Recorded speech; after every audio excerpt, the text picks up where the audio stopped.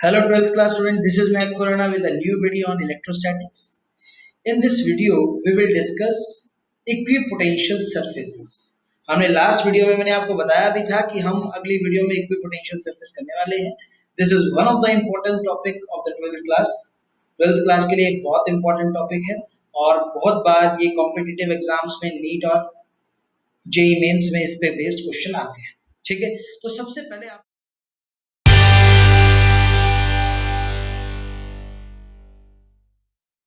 पहले आपको ये समझना है कि इक्विपोटेंशियल सरफेस होता क्या है.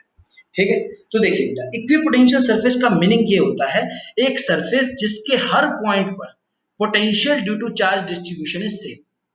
मान लो एक चार्ज का डिस्ट्रीब्यूशन है, 10-15 चार्ज पड़े हैं या एक ही चार्ज पड़ा है.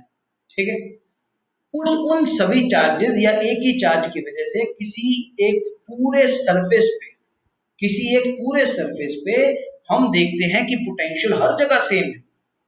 ठीक है, तो उसको हम बोलेंगे कि वो जो सरफेस होगा वो इक्वी पोटेंशियल सरफेस होगा. Equi means equal, potential surface ऐसा सरफेस जिस पे हर पॉइंट पर पोटेंशियल इक्वल. ठीक है बेटा, समझ में आ गया. मतलब किसी एक चार्ज की वजह से अगर किसी एक पूरे सरफेस पर किसी एक चार्ज डिस्ट्रीब्यूशन के पे की वजह से किसी एक पूरे सरफेस पर पोटेंशियल अगर एक ही जैसा है, एक समान है, हर जगह बराबर है, तो हम बोलेंगे कि वो सरफेस एक इक्विपोटेंशियल सरफेस कहलाएगा. जैसे कि अब आप देख रहे हैं यहाँ पर एक यूनिफॉर्म इलेक्ट्रिक फील्ड है. ये यूनिफॉर्म इलेक्ट्रिक फील्ड है. ठीक है, यूनिफॉर्म इलेक्ट्रिक फील्ड है तो हम देख रहे हैं कि ये देखिए आपके सामने ये इक्विपोटेंशियल सरफेस बने हुए हैं. ये देखिए रेक्टेंगुलर, ये आपके सामने इक्विपोटेंशियल सरफेस बने हुए हैं. यहाँ पर लिख रखा है V1, यहाँ पर लिख रखा है V2, यहाँ पर लिख रखा है V3. आपको पता है किसी भी एक गिवन लोकेशन पर जो पोटेंशियल रहता है वो, देखो मान लो यहाँ पर चार्ज है कैपिटल Q जिसकी वजह से इलेक्ट्रिक फील्ड आ रही है. ठीक है, उस कैपिटल Q से इस सरफेस का ये वाला पॉइंट, ये वाला पॉइंट, ये वाला पॉइंट, सभी पॉइंट बराबर डिस्टेंस पर है. इस सरफेस के सभी पॉइंट बराबर डिस्टेंस पे हैं, तो हम बोलेंगे कि के क्यू बाय आर. के क्यू बाय आर होता है ना पोटेंशियल का फॉर्मूला, तो आर सबके लिए सेम है तो सभी पॉइंट पर पोटेंशियल सेम होगा. Let that potential is V3. तो इस कंप्लीट सरफेस पे पोटेंशियल V3 है.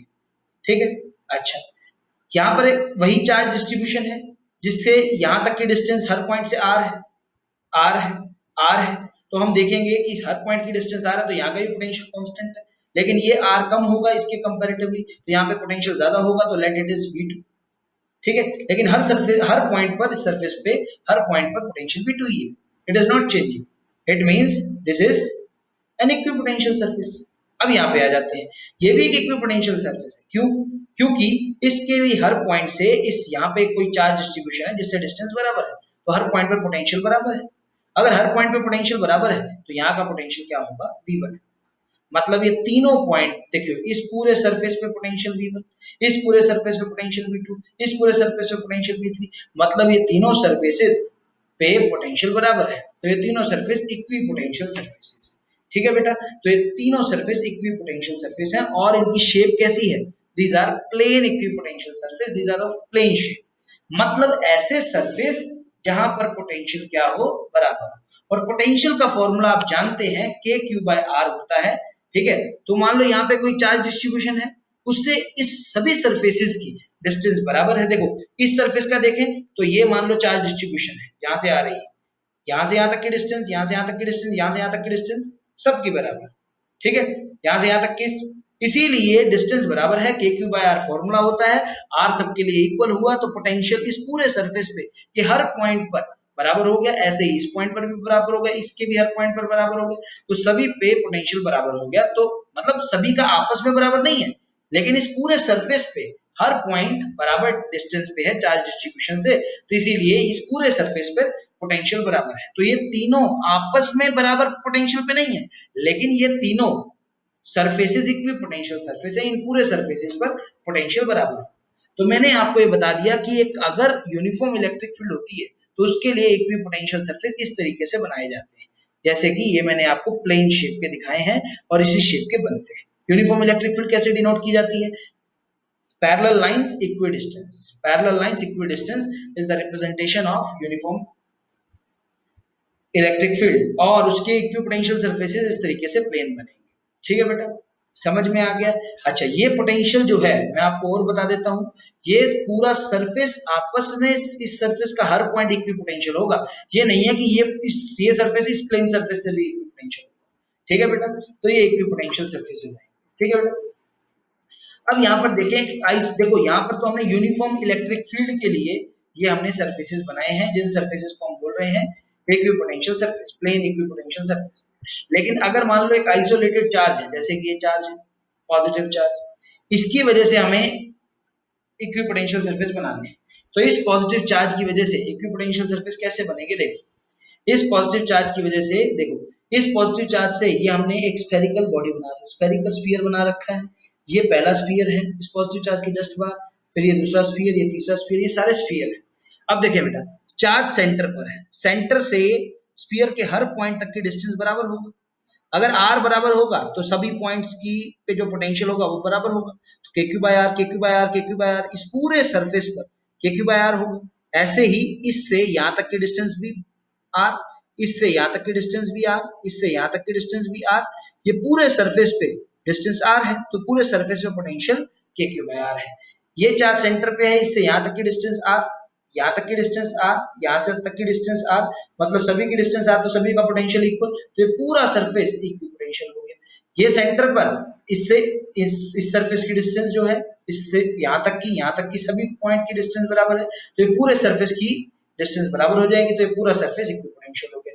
ये चार्ज सेंटर पे है, तो यहाँ तक की डिस्टेंस, यहाँ तक की डिस्टेंस, यहाँ तक की डिस्टेंस, सभी की डिस्टेंस बराबर है, तो सभी पे पोटेंशियल के क्यू बाय आर होगा, तो ये भी इक्विपोटेंशियल सरफेस।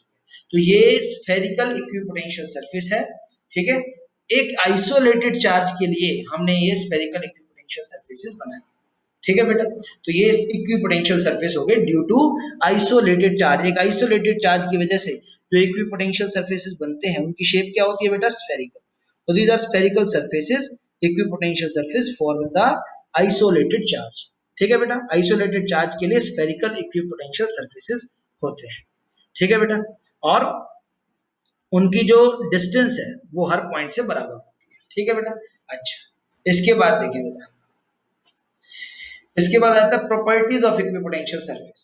सरफेस जो हमने बनाए अभी, जैसे कि हमने यूनिफॉर्म इलेक्ट्रिक फील्ड का बनाया, ये वाला प्लेन सरफेस, आइसोलेटेड चार्ज का बनाया, स्फेरिकल सरफेस, ये जो सरफेसेस हमने बनाए हैं, इन सरफेसेस की प्रॉपर्टीज क्या है, प्रॉपर्टीज ऑफ इक्विपोटेंशियल सरफेस।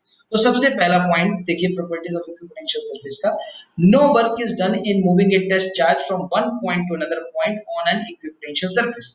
देखिए एक इक्विपोटेंशियल सरफेस पे अगर एक चार्ज को मूव करवाना है एक पॉइंट से दूसरे पॉइंट, तो उस केस में आपको कोई वर्क डन नहीं करना पड़ेगा, वर्क डन जीरो होगा।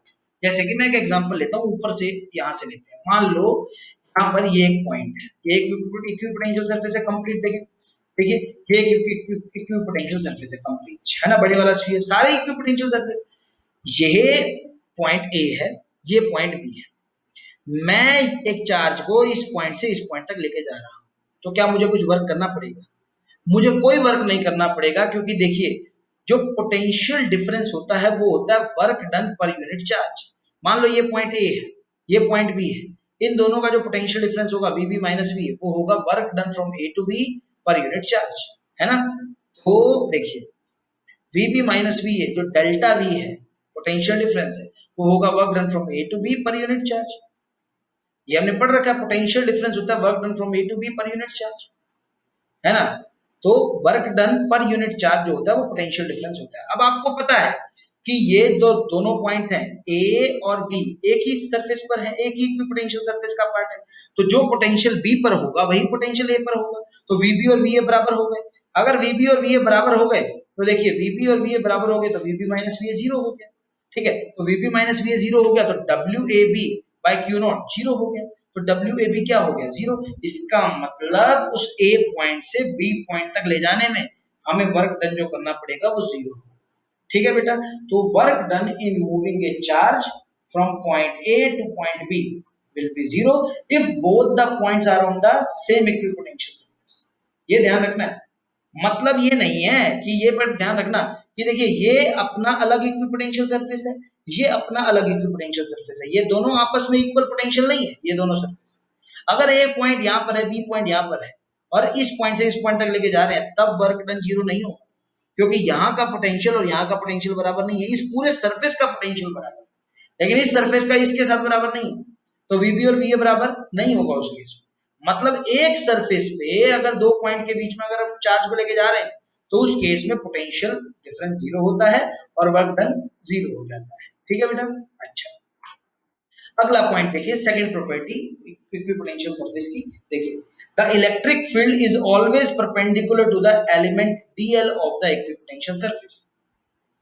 अगर कोई एलिमेंट ले लें हम डीएल इक्विपोटेंशियल सरफेस पे, कोई छोटा पार्ट ले लें, कोई भी छोटा पार्ट ले लेते हैं इक्विपोटेंशियल सरफेस से, तो उस केस में इलेक्ट्रिक फील्ड जो होगी उस कोई छोटे पार्ट में से, जो हमारा सरफेस का पार्ट है उसमें से जो इलेक्ट्रिक फील्ड निकलेगी, that electric field is always perpendicular. ये आपका दूसरी प्रॉपर्टी है। कैसे? देखिए, देखिए बेटा, work done is equal to में ई डॉट डीएल होता है। Work done from A to B, दो पॉइंट है ए और बी के, वो ई डॉट डीएल होता है यूनिट चार्ज के लिए। Work done per unit charge from A to B is equal में ई डॉट डीएल होता है। आप ये पढ़ चुके हैं, E इज इक्वल टू में डीवी बाई डी आर पढ़ा था आपने, E इज इक्वल में डीवी बाई डी आर। यहाँ पे जो work done from A to B है, पर यूनिट चार्ज है, ये पर यूनिट चार्ज है, तो इसका मतलब पोटेंशियल डिफरेंस है, पोटेंशियल डिफरेंस मतलब डीवी है, डीवी अपॉन डीएल माइनस का ई पढ़ा था हमने, तो वही यहाँ पर हमने लिख दिया, work done from A to B E dot DL है। अब आप देखें बेटा, अब आपको पता है ए से बी तक का जो वर्क डन है, अभी हमने ऊपर निकाला वो जीरो निकाला था हमने। एक इक्विपोटेंशियल सरफेस पे जो हमने वर्क डन करना पड़ता है वो जीरो करना पड़ता है, तो मतलब वर्क डन जो है वो जीरो है। इसका मतलब ई डॉट डीएल जीरो है, मतलब ईडीएल कॉस थीटा जीरो है। ईडीएल कॉस थीटा जीरो है, ई इलेक्ट्रिक फील्ड है, वो जीरो हो नहीं सकती, क्योंकि कुछ ना कुछ तो इलेक्ट्रिक फील्ड है चार्ज की वजह से। डीएल कुछ लेंथ है, वो कभी जीरो हो नहीं सकती, लेकिन cos थीटा ही जीरो होगा, इसका मतलब E जीरो नहीं हो सकता, DL जीरो नहीं हो सकता, इसका मतलब क्या चीज जीरो है? इसका मतलब हमारा cos थीटा जीरो है, ये cos थीटा जीरो है। अगर cos थीटा जीरो है, cos थीटा जीरो कब होता है? जब थीटा 90 डिग्री। ठीक है, तो यहाँ पर आपको समझ में आता है कि इलेक्ट्रिक फील्ड और डीएल, डीएल एक स्मॉल पार्ट है उसका, किसका? उस एलिमेंट का। तो इलेक्ट्रिक फील्ड और डीएल के बीच का जो एंगल होता है वो 90 डिग्री होता है। मैं आपको समझा भी देता हूँ, देखिए यहाँ पर देखिए, एक सरफेस है जिसका हमने छोटा सा पार्ट ले लिया डीएल, और इन डीएल को एक पॉइंट को मैं ए नाम दे रहा हूँ, एक पॉइंट को बी नाम दे रहा हूँ। हमें पता है ए से बी तक एक इक्विपोटेंशियल सरफेस पर लेके जाने में जो चार्ज को वर्क करना पड़ता है वो जीरो होता है। Work done from A to B is, और work done from A to B E dot DL होता है ना, ई डॉट डीएल होता है। तो integration minus integration E dot D. अब वर्क डन जीरो है, ई डीएल जीरो हो गया, E dot dl zero, E dl cos theta zero. E zero हो नहीं सकता, डी डीएल जीरो हो नहीं सकता, इसका मतलब कॉस थीटा जीरो है, तो थीटा 90 डिग्री है, क्योंकि थीटा 90 पर ही कॉस जीरो होता है। तो इस मींस इलेक्ट्रिक फील्ड और स्मॉल एलिमेंट डीएल के बीच का जो एंगल होता है वो 90 डिग्री होता है। आप देखिए, अगला पॉइंट आ जाता है थर्ड। थर्ड पॉइंट क्या है? Equipotential surfaces indicate region of strong और वीक इलेक्ट्रिक फील्ड्स। जो इक्विपोटेंशियल सरफेसेस होते हैं वो इंडिकेट करते हैं रीजंस ऑफ स्ट्रॉन्ग और weak electric fields, strong electric fields का और वीक इलेक्ट्रिक फील्ड्स का। कैसे? अब ध्यान से समझो। देखिए बेटा, आपको पता है electric field is defined as the negative potential gradient. ये हम पहले पढ़ चुके हैं कि electric field minus of DV by D R होता है इक्विपोटेंशियल सरफेसेस का। आपने पढ़ चुके हैं कि ई जो होता है वो minus of DV by D R होता है, हम इसका डेरिवेशन कर चुके हैं, है ना। तो यहाँ से जो डी आर हो जाएगा वो डीवी बाई ई हो जाएगा, है ना। डी आर जो हो जाएगा वो DV, DV is the potential difference, E is the electric field, D R is the difference between the two point in which we have calculated the potential difference। तो dv जो है वो potential difference है। dv is constant on the equipotential surface। आपको पता है कि एक equipotential surface पे जो भी potential difference होता है वो जीरो होता है, वो constant होता है एक तरह से। dv जो होता है वो constant होता है, तो इसका मतलब जो dr है वो इनवर्सली प्रोपोर्शनल टू e है। मतलब इलेक्ट्रिक फील्ड ज्यादा होगी तो dr ऑटोमेटिकली कम हो जाएगा। ठीक है, मतलब dr जो है वो दो पॉइंट के बीच की डिस्टेंस है ना। तो dr will be less if electric field will be strong। तो if E is strong या large, dr will be small। The separation of the equipotential surfaces will be smaller। And vice versa. देखो बड़े ध्यान से समझो, यहाँ पर देखो बेटा, मैं आपको यहाँ पे समझाता हूँ। यहाँ पर देखिए बेटा, यहाँ से आपने देखा कि ये आपने पहला स्फेरिकल सरफेस बनाया था, अगला स्फेरिकल सरफेस ये बनाया था, उससे अगला स्फेरिकल सरफेस ये बनाया था, उससे अगला सरफेस स्फेरिकल। अब आप यहाँ पर ना एक चीज नोट कर रहे हैं कि पहला स्फेरिकल सरफेस और दूसरा स्फेरिकल सरफेस में सेपरेशन इतना है, दूसरे और तीसरे में ज्यादा है, तीसरे और चौथे में और ज्यादा है, और चौथे और पांचवें में और ज्यादा है। इसका मतलब सेपरेशन जो है सरफेसेस के बीच में वो ज्यादा है जैसे जैसे हम दूर जाते जा रहे हैं। मतलब जो डी आर है, देखो बेटा, ई डॉट डी आर, अभी मैंने नीचे बताया ना कि डी आर जो है वो सेपरेशन होता है दो पॉइंट्स का, दो पॉइंट के बीच का सेपरेशन होता है, that is equal to 1/E। मतलब इलेक्ट्रिक फील्ड अगर ज्यादा है तो डी आर कम होगा। तो यहाँ पर ये चीज आपको शो भी हो रही है डायग्राम में, देखिए आपको पता है चार्ज के आसपास इलेक्ट्रिक फील्ड ज्यादा होती है, चार्ज जितना दूर, चार्ज से जितना दूर जाओगे इलेक्ट्रिक फील्ड कम होगी, तो इस रीजन में इलेक्ट्रिक फील्ड लो होगी, इस रीजन में इलेक्ट्रिक, इसीलिए देखिए इन दोनों इक्विपोटेंशियल सरफेस का जो डिस्टेंस है, जो डी आर है, वो ज्यादा है क्योंकि इलेक्ट्रिक फील्ड लो है। यहाँ पर देखिए, यहाँ पर डी आर कम है, इसीलिए इलेक्ट्रिक फील्ड, क्योंकि यहाँ पर इलेक्ट्रिक फील्ड हाई होती है, इसीलिए यहाँ पर डी आर लो है। यहाँ पर देखें, यहाँ पर डी आर लो है क्योंकि इलेक्ट्रिक फील्ड हाई है। तो जितनी ज्यादा इलेक्ट्रिक फील्ड स्ट्रांग होगी, वहां पर सेपरेशन जो होगा वो दो सरफेसेस के बीच का वो कम होगा। इलेक्ट्रिक फील्ड स्ट्रांग तो सेपरेशन कम। तो देखिए बेटा, if E is strong or large, dr will be small, the separation of the equipotential surfaces will be smaller। तो सेपरेशन जो होगा वो स्मॉल हो जाएगा, and vice versa, vice versa हो जाएगा। ठीक है बेटा, उल्टा भी ट्रू होगा। मतलब समझ में आ गया बेटा? ओके। अब जो लास्ट और फाइनल प्रॉपर्टी है इक्विपोटेंशियल सरफेस की, वो देखें। Two equipotential surface can not intersect, दो इक्विपोटेंशियल सरफेस कभी भी इंटरसेक्ट नहीं कर सकते। इसका क्या रीजन है? If two equipotential surface intersect, then at the point of intersection, point of intersection पर there will be two values of electric potential. एक ही पॉइंट पर दो पोटेंशियल की वैल्यू हो जाएंगी, जो कभी भी पॉसिबल नहीं होता। इसीलिए दो इक्विपोटेंशियल सरफेस कभी भी इंटरसेक्ट नहीं कर सकते। ठीक है बेटा, तो ये मैंने आपको चार प्रॉपर्टीज करवा दी कि कभी भी दो इक्विपोटेंशियल सरफेस इंटरसेक्ट नहीं करते। और एक बात ये बता दी कि इक्विपोटेंशियल सरफेसेस हमें स्ट्रॉन्ग और वीक इलेक्ट्रिक फील्ड बताते हैं, कि अगर इक्विपोटेंशियल सरफेसेस क्लोज क्लोज दे रखे हैं, मतलब डी आर कम है, क्लोज क्लोज का मतलब सेपरेशन कम है, डी आर कम है, तो इलेक्ट्रिक फील्ड स्ट्रॉन्ग है। ठीक है, अगर इलेक्ट्रिक फील्ड डी आर ज्यादा है, इक्विपोटेंशियल सरफेस दूर दूर दे रखे हैं, डी आर ज्यादा है, तो इलेक्ट्रिक फील्ड ऑटोमेटिकली क्या है? लो है। तो ये तीसरा पॉइंट था। सेकंड पॉइंट था इलेक्ट्रिक फील्ड हमेशा परपेंडिकुलर होता है, उसका मैंने डेरिवेशन बता दिया है कि dl cos थीटा 0 हो जाएगा, e 0 हो नहीं सकता, dl 0 होने चाहिए, इसका मतलब cos थीटा 0 है, थीटा 90 डिग्री। तो इक्विपोटेंशियल सरफेस से हमेशा इलेक्ट्रिक फील्ड परपेंडिकुलर होती है, ये भी एक प्रॉपर्टी है। फर्स्ट प्रॉपर्टी बताई थी कि किसी भी एक गिवन इक्विपोटेंशियल सरफेस पे किसी एक चार्ज को मूव करवाने में हमें वर्क डन जीरो करना पड़ता है। तो potential difference equal to work done per unit charge. Potential difference zero होगा क्योंकि दोनों का पोटेंशियल बराबर होगा, तो work done per unit charge zero होगा, तो वर्क डन जीरो होगा। तो मतलब किसी भी एक इक्विपोटेंशियल सरफेस पे चार्ज को मूव करवाने में कोई वर्क डन नहीं करना।